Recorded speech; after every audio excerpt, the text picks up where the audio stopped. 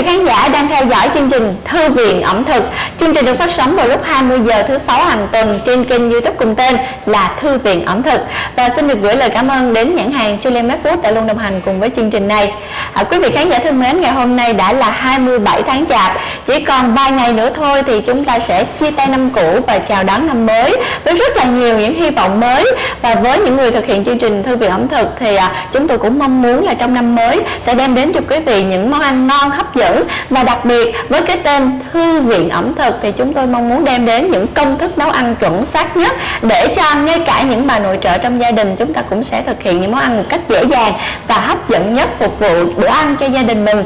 Và trong ngày 27 tháng Chạp ngày hôm nay thì bản thân Hoài Hương cũng đang rất là nôn nóng trở về nhà và thực hiện những cái món ăn ngày Tết để chuẩn bị cho gia đình. Nhà Hoài Hương thì là người gốc miền Trung nhưng mà lại sống trong Nam rất là lâu năm, cho nên đa số là mình cũng sẽ theo phong tục của miền Nam. Chính vì vậy chưa có một cái Tết nào mà Hoài Hương được thực hiện những món ăn Tết của miền Bắc. Hôm nay thì nhân có vị đầu bếp chính của chương trình ở đây, xin được giới thiệu là thầy Quốc Y, hiệu trưởng của trường dạy nghề ẩm thực Nestbay. Hoài Hương sẽ nhờ thầy hướng dẫn cho Hoài Hương cũng như là quý vị khán giả một món ăn Tết đặc trưng của miền Bắc được không ạ? Được em. Dạ. Hôm nay mình sẽ thực hiện món nào thầy? Món mà thịt đông là món phải nói là rất là quen thuộc miền Bắc. Nhưng mà trong Sài Gòn hình như thầy thấy là có vẻ ít người biết đến. Dạ. Và có nghĩ là cái món này khó làm, nhưng mà thầy thật sự là đơn giản lắm. Dạ, ngày hôm nay xin được nhờ thầy Quốc Y sẽ hướng dẫn quý vị khán giả thực hiện một món ăn ngày Tết miền Bắc tại miền Nam. Thưa thầy, với món này thì mình sẽ sử dụng những cái nguyên liệu nào ạ? Thì đây mình sẽ dùng cái loại tai heo với mũi heo ha. Tại sao món này mình không có dùng những cái thịt như là thịt ba chỉ hay là những cái phần đùi mà lại phải làm tai và mũi? Món này nó cần cái độ giòn, với hai là mình phải nấu nó ra nó có cái độ nhờn á, dạ. để mình đông lại được. Giống như cái chất keo đúng không? Chất keo đó, đúng rồi. Dạ. Ngoài ra thì mình sẽ có những cái nguyên liệu như thế nào ạ? Mình có nấm mèo ha, một chút mình cũng cắt để các sợi ha. Dạ. Để mình cho vào trong thịt đông.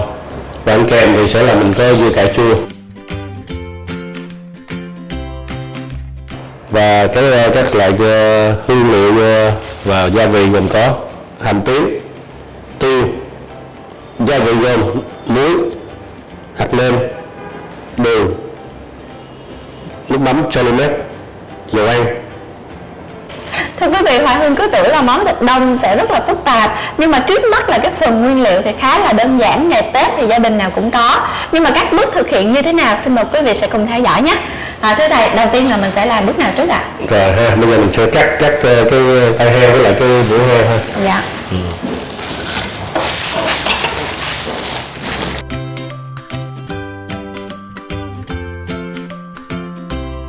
Mình cắt xong rồi ha. Dạ. Đó, mình dùng hành tím băm ha, băm khoảng 50g đi, dầu ăn khoảng 50g luôn. Đó, mình bắt cái nồi lên ha, nồi lên, cho cái hành với dầu vào. Dạ. Em nhớ là lúc được đãi cái món này thì em hỏi mẹ của bạn em là tại sao không có làm món kho bình thường giống như miền Nam mà lại đông lại như vậy, thì cô mới nói là tại vì ở ngoài miền Bắc Tết thì rất là lạnh luôn. Đúng rồi. Người ta làm cái món này cái để ngoài tự nhiên cái nó lại đông lại, và khi người ta ăn người ta mới thấy là đông như vậy rất là ngon, và từ đó thì cái món này trở thành một cái món truyền thống trong ngày Tết của người miền Bắc.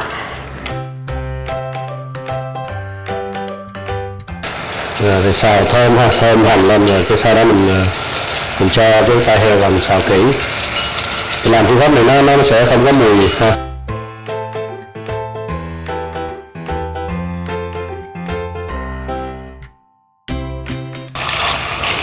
Cái này mình xào sơ hay là mình xào kỹ? Mình xào kỹ cho nó thơm mà nó giống như khử mùi luôn ha. Dạ.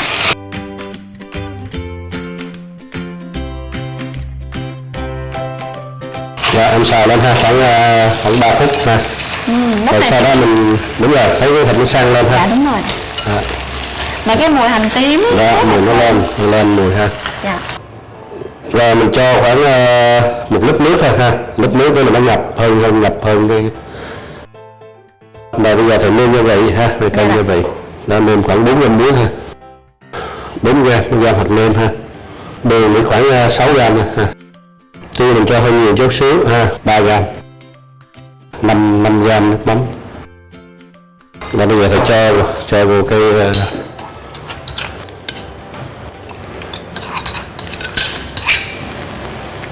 mình trộn đều lên ha, cho nó tan ra. Mình sẽ kho trong bao lâu ạ? Rồi mình nấu, nếu mình nấu mà bình thường ha, mình nấu khoảng 1 tiếng. Thì ra là cái cách làm món này cũng khá là đơn giản. Và bây giờ thì chúng ta sẽ sơ chế cái nguyên liệu cuối cùng là nấm mèo. Đúng rồi, mình cắt nấm mèo giống như cái khổ mà của thịt vậy đó ha. Dạ. Nó cũng cái khổ như vậy.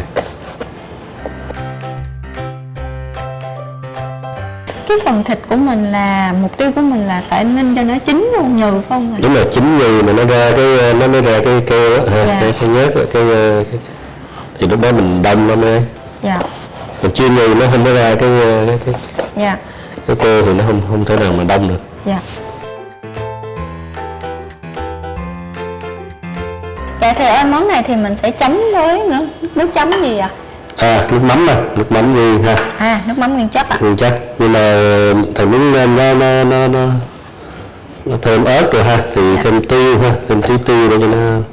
Tại vì món này là mình ăn với cái vị nó lạnh lạnh. Đúng rồi, ớt với tiêu nó ngon. Dạ. Cà chua mình sẵn sàng ha, rồi bây giờ mình đợi nó chín thôi. Dạ. Rồi sau đó bỏ nấm mèo ha, rồi cho vào cuối cùng. Dạ rồi. Mình nấu gần tiếng rồi ha, khoảng 50 phút rồi đó. Dạ thầy ơi, em thấy cái này là mình hầm cho nó mềm á, sao mình không để lửa lớn một tí xíu cho nó nhanh mà để lửa nhỏ à? Tại vì nó sôi thì 100 độ rồi, mình lửa nhỏ thôi. Dạ. Nhưng nhỏ đừng có cho nó bay hơi ra, bay hơi nó mất nước, thứ hai là nó mất cái mùi thơm. Dạ. Đó, nhớ ha, lửa nhỏ thôi. Rồi khoảng 50 phút rồi mình cho nấm mèo vào ha. Dạ. Mình quay đều ha. Cảm thấy không? Nó sệt ha. Dạ, nó sệt ha. Mình trộn đều cái chút là khoảng 5 phút nữa thôi là được rồi. Dạ. Là mình tắt lửa được. Rồi mình để nguội chút xíu rồi mình đổ ra ha. Dạ.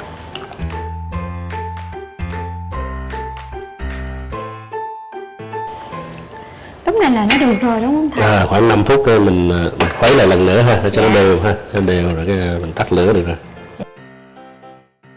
Nó ra cái keo nó sệt. Dạ, em thấy không? Dạ. Mà rất là thơm luôn á thầy. Mùi rất là thích luôn. Mình hầm lửa nhỏ thôi ha, thì nó giữ được cái mùi thơm. Dạ. Em sẽ trổ tài nha thầy. Là em sẽ múc và cho vào trong những cái thố này nhỏ cho những cái.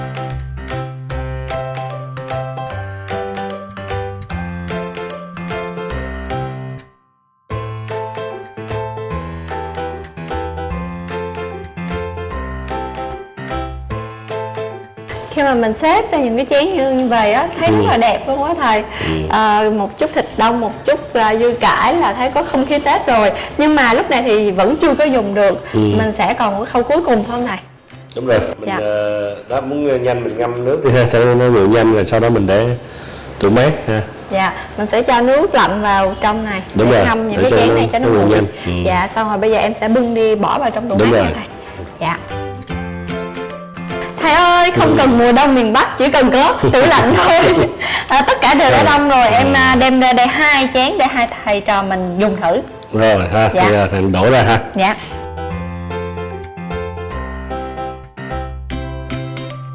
Còn mấy ngày nữa mới chính thức đến Tết, nhưng mà thôi, trong phim trường của chúng tôi thì mai đào cũng có nè, rồi là dưa hành, củ kiệu, các loại dưa và ngay cả thịt đông cũng có luôn rồi. Cho nên xin phép quý vị là Hoài Hương cùng với thầy Quốc Y sẽ đón Tết sớm một chút nhé. Bây giờ thì chúng ta sẽ thưởng thức món thịt đông đặc trưng của Tết miền Bắc. Dạ.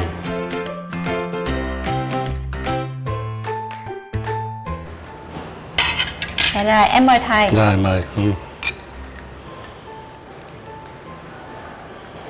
Người miền Nam sẽ thử món miền Bắc.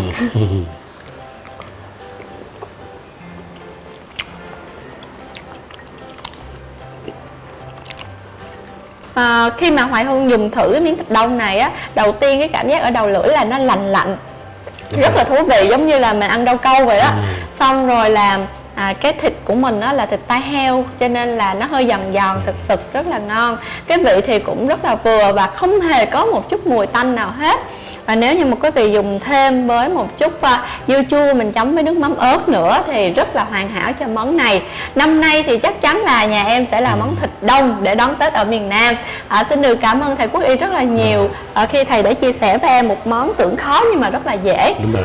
Dạ, em cảm ơn thầy và em xin được chúc thầy trước thềm năm mới sẽ có thật là nhiều sức khỏe và sang năm sẽ tiếp tục đồng hành cùng với chương trình nữa ạ. Rồi, cảm ơn em ha, và chúc em cũng vậy ha, mọi thứ may mắn và trẻ khỏe đẹp ha. Dạ, và sẽ luôn luôn đồng hành cùng với chương trình. Và Hoài Hương cũng như là ekip thực hiện chương trình xin được chúc quý vị khán giả sẽ đón một năm mới thật là nhiều niềm vui, thật nhiều năng lượng và đón may mắn vào trong nhà. Và đừng quên là trong năm mới vẫn sẽ đồng hành cùng với chương trình Thư viện ẩm thực. Và quý vị hãy gửi những đóng góp của quý vị về với chương trình bằng cách là chúng ta có thể để lại bình luận ở phía dưới.